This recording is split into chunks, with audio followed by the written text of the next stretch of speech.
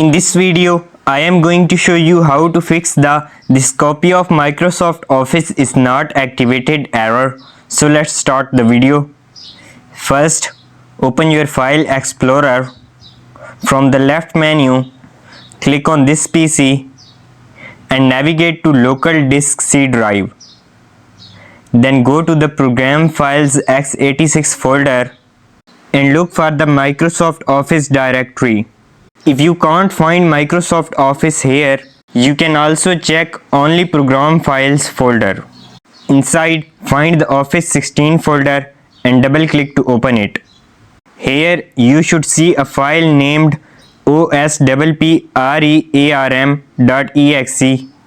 Right click on this file and select Run as Administrator. Then click Yes to confirm. Repeat this step 2 more times, right clicking and selecting Run as Administrator. After completing this 3 times, you can close the window. When you reopen any Office document, the activation message should be gone and you can work without interruptions. If you found this tutorial helpful, so don't forget to liking the video.